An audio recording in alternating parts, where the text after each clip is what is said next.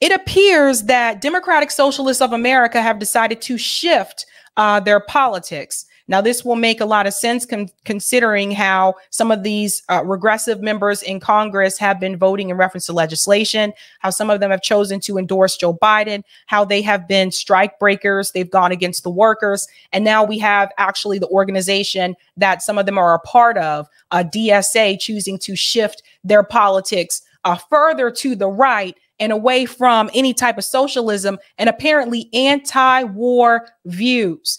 Now, this comes from World Socialist website. I know I interviewed Eric London. Oh, we didn't have the best conversation. We agreed on some things, though, but he's spot on here. On eve of 2023 DSA convention, leaders strategized to suppress socialist and anti-war views. Didn't I tell you guys this was coming?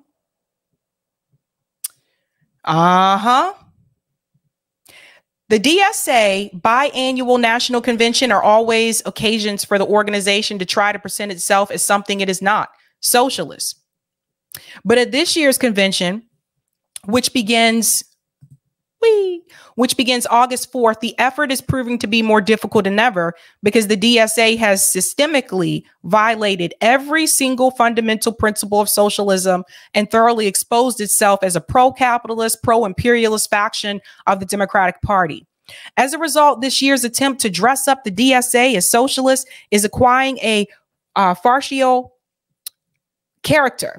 For example, the DSA convention plans to vote on resolutions demanding no endorsement of Joe Biden, though the most prominent DSA member, AOC, has already appeared on Pod Save America to endorse Biden, affirming the importance of socialist anti-militarism, though almost the entire DSA congressional slate voted to spend tens of billions of dollars waging imperialist war against Russia, and immediately retracted a milquetoast request that the Biden administration consider negotiations. Defending tenants' rights, though a DSA member in the Massachusetts state legislature recently voted to raise rents on working people by 10% a year. Calling for railroad public ownership, though 8 months ago, the DSA congressional leadership voted to illegalize a potential strike by 100,000 railroad workers against the private rail corporations. And last but not least, opposing Israeli apartheid.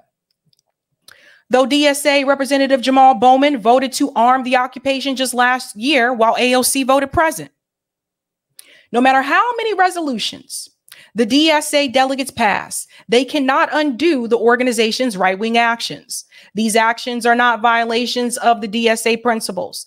They are entirely consistent with the DSA's long-standing role as an anti-working class, pro-imperialist organization. This is now becoming too obvious to deny. As one former AOC supporter wrote in a widely shared New York Magazine article, we might finally have to admit that the too pure to live lefties who insisted that nothing would ever come from all of this noise were right, and that the Democratic Party is simply structured resistance to socialist change. There is no fruit to pick here.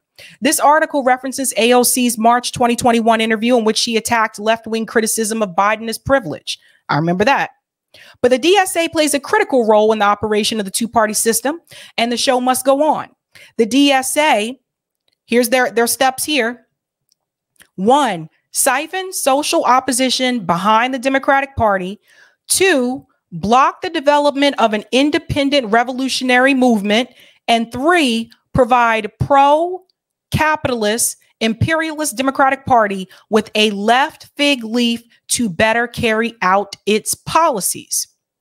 The DSA's ability to fulfill this critical function in this bourgeoisie politics depends on having some left legitimacy, and its leaders are increasingly concerned that it has none.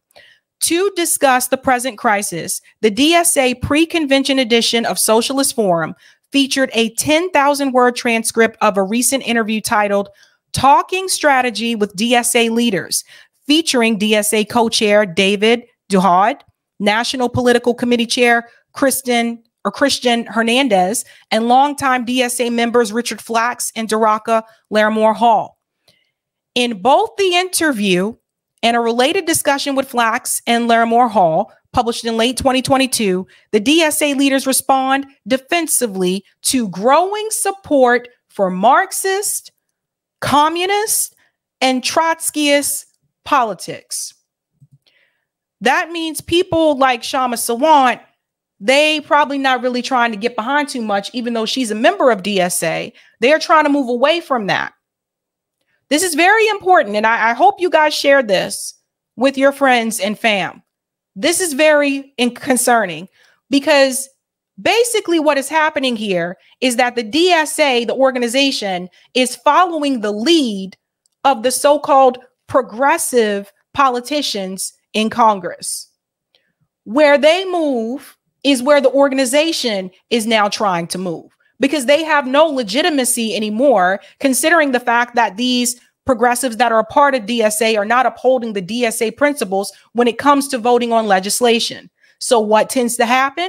The organization is going to shift and move with them. Let's continue. The DSA dominated by fears of left-wing movement against the Democratic Party. In the Talking Strategy interview, NPC Chair Hernandez begins by attacking critics of DSA's right-wing actions for their impatience. Referring to some arguments on the negative end about DSA's work within the Democratic Party. Come back to it. Well, it didn't work, so this actually is a dead end. Hernandez did not try to explain why supporting the Democratic Party is not a dead end, and instead responded with the opportunist's favorite excuse: we have to stay rooted in where we are now and the conditions that we have to contend with. In other words, they're not serious about actually challenging power. They're not serious about actually challenging the establishment part of the Democratic Party. They're not serious about that, even though that's what this organization is supposed to be all about. This is where we are now, she says. We have to contend with it. DeHauld, a former DNC official and longtime Democratic Party operative, referenced a discussion with a young DSA member who raised left-wing criticisms of the organization's orientation to Democrats. Later, he said, I have come to the conclusion that objectively, DSA members aren't that interested in doing this Democratic Party work. I've made arguments about where it could be effective, but people don't seem interested. Responding to this growing left-wing sentiment, Larimore Hall emphasized the DSA's leadership's central task of preventing this growing layer of radicalized workers and youth from breaking with the Democratic Party. And let me break down to you what that means. That means that the organization is not going to be supporting anyone that is outside of the Democratic Party, even if they're running on the issues that the organization has as a part of its platform. So that means that DSA is not going to get behind a candidate like Cornel West. We're going to get into that in just a second, even though he's running on progressive policies. It means that DSA is not going to get behind anyone who's really serious about challenging power. They're not going to get behind a third-party movement. They're not going to get behind an independent movement. Their goal is to keep you in the Democratic Party. And if that means that they can't change the Democratic Party, then they will just go along with the Democratic Party. I hope everybody is following here, because this is exactly what I warned people was going to happen. Let's continue.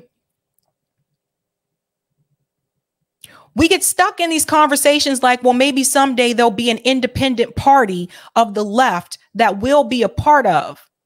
And then that just sort of hangs there. Why be agnostic about that? It seems to me very, very clear that it's not going to be. And the refreshing thing about DSA founder Michael Harrington was that he just said it's not going to happen. We are not going to have a third party of the left. We're not going to have a socialist party in the United States. Then what the hell is the point of Democratic Socialists of America? What's the point? If you're not serious about actually championing those kind of views and challenging the powers that be, that is opposed to the policies that you support, what is the point? The point is money. Some people aren't going to like what I'm about to say, but I'm going to say it.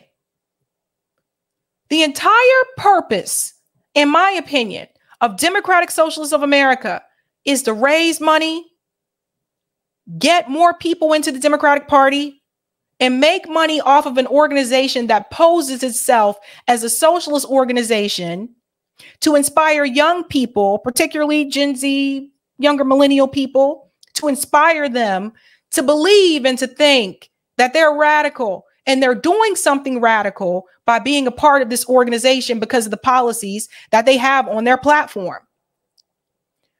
But ideally, DSA, much like Justice Democrats, is a grift. It's a scam. DSA's membership jumped dramatically after Bernie Sanders' 2016 run. This organization's been around since what, like the 1980s? All of a sudden, they jumped thousands and thousands of members when Bernie Sanders ran in 2016, and even more when he ran in 2020, and even more when the squad members ran for office. The more members they get, the more money they make. And then there's also the idea of having a brand. The fact that you can point to people like AOC and Bernie Sanders and say, they're a part of DSA. Look at who represents us out there. The problem with that is, the moment that those politicians move away from your politics, move away from your platform, and start to just go along with Democrat establishment because it's easier for their political career, it makes your organization look like a chump. And when the organization refuses to remove those members or publicly call out those members for their wrongdoing, it makes the organization look like a scam. Keep joining our organization that's not producing any real socialist action or energy in this country. Keep giving us dues. Keep paying us money to not really do the things that we say we're going to do. It's a grift. That is why over 10,000 people have left the organization in the past year and a half. This piece here I want to mention as well. Let me go down here. In the related discussion with Larimore Hall and Flax, a signatory to Students for the Democratic Society, 1962 Port Huron Statement, political associate of DSA's founder, Michael Harrington, and an original member of the DSA, the two DSA leaders share fears over the growing radicalization among working class youth. Working class. Isn't that the group they're supposed to fight for? Aren't they supposed to fight for the working class people? Now they're afraid of those working class people. Because you see, I went to one DSA meeting many years ago, and I noticed none of the people in that meeting were working class. They claim to be this organization that's for the working class, and it is the working class. Those people weren't working class. All those people were PMCs, professional managerial class. Granted, I am here in Boston, but from what I've heard from people, it's been like that where they are too. This organization has propped up and I would say promoted in a way people who are of that class, not people who are working class. And that's a problem. Now they're afraid of that class. Larimore Hall says a lot of people that got interested in socialist ideas through Occupy and the Sanders campaign then got really hungry for more information about what is this socialism stuff, looking on the internet, reading books, checking out existing organizations. And sometimes I think that has gone a little bit awry. Really.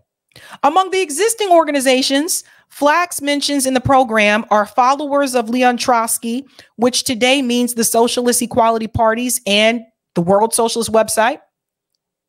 She goes on to say, referring to different methods to bury interest in ultra-left, sectarian, and Trotsky cults. That's the question. How do you bury it? This hostility towards revolutionary socialism explains why the DSA's leadership systematically promoted tweets attacking WSWS.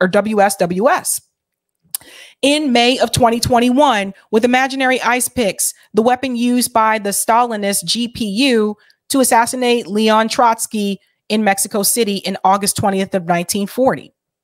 And this part right here, the need for full-throated anti-communism to bury independent socialist sentiment. The moderator of discussion between Flax and Larimore asked both of them a revealing hypothetical. Say you got called up to the DSA convention. You know, the communists are out there. A lot of folks, a lot of young people have taken on a lot of labels, unburdened by the fact that there is no Soviet Union right now. A lot of well-meaning people who just want to effing finally do something about capitalism. What's the elevator pitch here? What do you say to these people? Listen to this, guys. I'm going to highlight this. Larimore's position is we have to rescue that full-throated leftist anti-communism that just floated away in the 1960s. Young people need to understand how much of a mistake the vanguard Leninist view, which got credibility only because of the Bolsheviks won in the Bolshevik Revolution, not because anything that followed that is a model for anybody. We have every reason to try to make very clear what is wrong with communism. Flax agrees, calling for a principled anti-communism. As I've said before, these people aren't socialists. Democratic social, I don't even know, it shouldn't even be called democratic socialists. What they're really for is social democracy, right? Like similar to what Denmark has, so to speak. But you'll hear people like AOC say she's a socialist. They're not. One more piece here, and then I'm going to show you how this involves Cornel West. Larimore Hall goes, oh no, not that part, sorry. Justifying DSA support for imperialist war and strike breaking. Oh my God, this kills me. For 40 years, the DSA has dedicated itself to a strategy aimed at realigning the Democratic Party, which has only resulted in moving the party even further to the right. DeHalday says, how I view realignment is as an effort to make the Democratic Party into a small s, a small d, social Democratic Party. You guys see this? You see the Social Democratic Party? This ain't no damn club.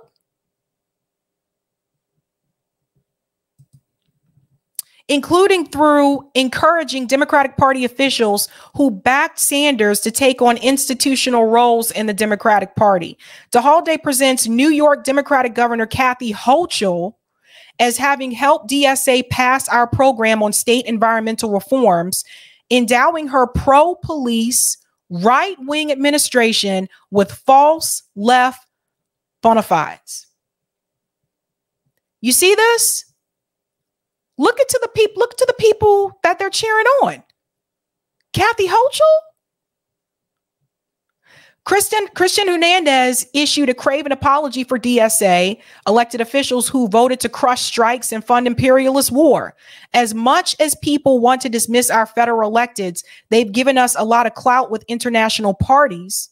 While it's great that they're DSA members, they are also accountable to other groups and recognize that other groups had a hand in their victory. In other words, if a politician belongs to the DSA and also legislates in the interests of the railroad companies and the Pentagon, they are merely being held accountable to their constituents on Wall Street and the military-industrial complex. And it is still great if they are in Congress representing the DSA.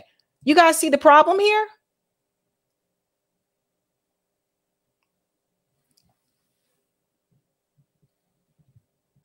Exactly. They're just liberals. They're just liberals that happen to have a candidate run on progressive issues 2 election cycles in the row, along with Justice Democrats. And that's what really brought membership to that party. If you look at the DSA's numbers before Bernie Sanders' presidential run in 2016, you see a big difference. Now, why is this a problem in reference to Cornel West? I want to show you the statement that's made here. This is coming from AOC, where she says, Cornel West bid prompts worries from progressives. AOC's statement is, I just wish he wasn't doing it. You see what's happening?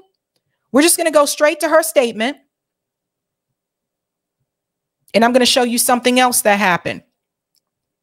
Now, with the Republican nomination of former President Trump seeming more and more plausible, progressives are becoming more outspoken about their worries. I think he has a very long record of service and academic thought leadership. This comes from AOC. I think just right now, given the Electoral College, it's very difficult to square the very real threat of a Republican presidency with the risk of giving up the very small margin of electoral votes needed to ensure that President Biden wins. Cornel West is not running to ensure that President Biden wins.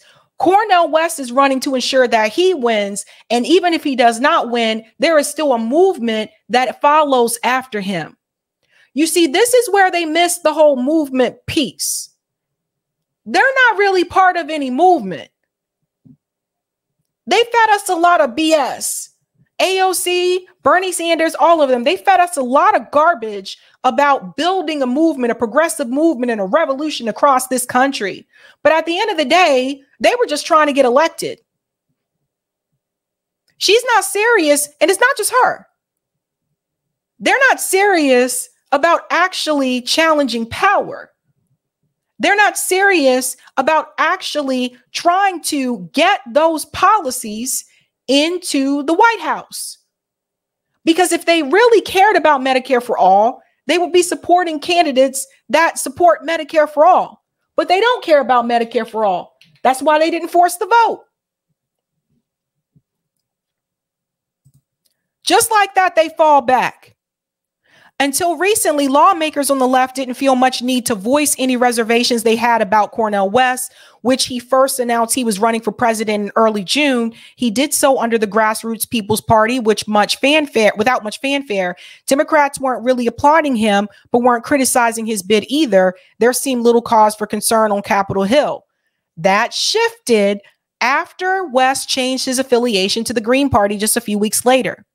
The move prompted bad recollections of Democrats' 2016 when third-party nominee Jill Stein captured enough votes that election analysts said helped contribute to Trump's edge in certain states. And I told you guys I've argued against that multiple times. Multiple times. The difference now is that West, unlike Stein, is a revered part of the progressive movement who has garnered goodwill from sitting members of Congress for his activism on behalf of working class people. Now let's connect this back to the DSA article from World Socialist website. Listen to this. Working class people. What did they mention to you in the article about the DSA shift? They were concerned about radicalism of the working class people.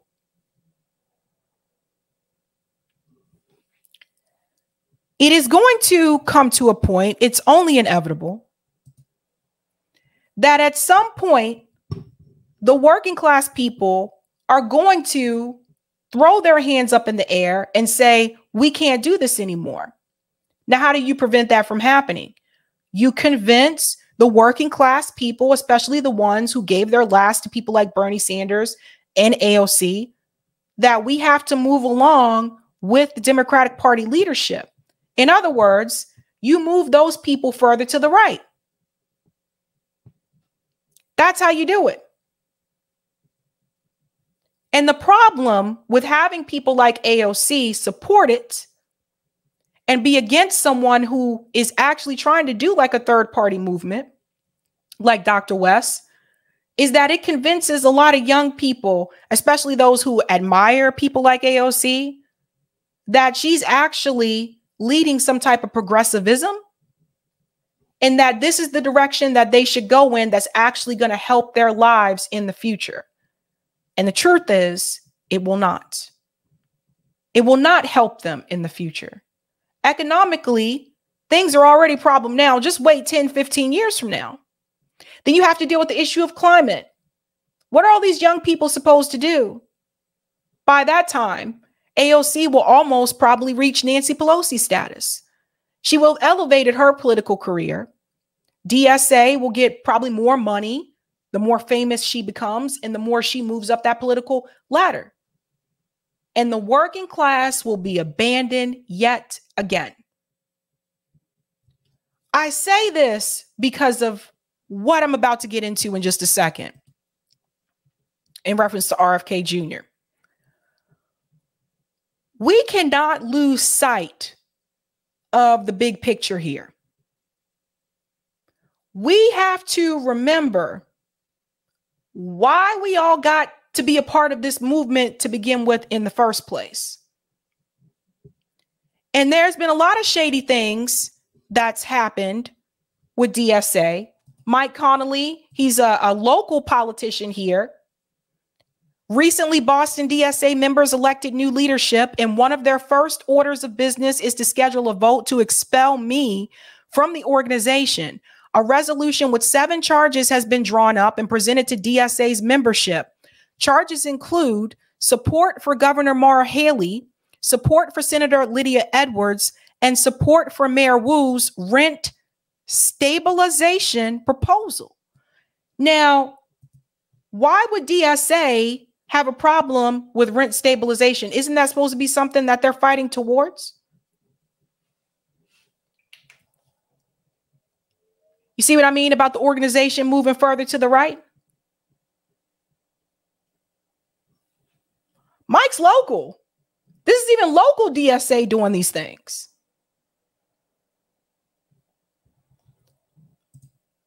We have to pay attention to what's happening. And I told you guys, we would not be able to change the Democratic Party.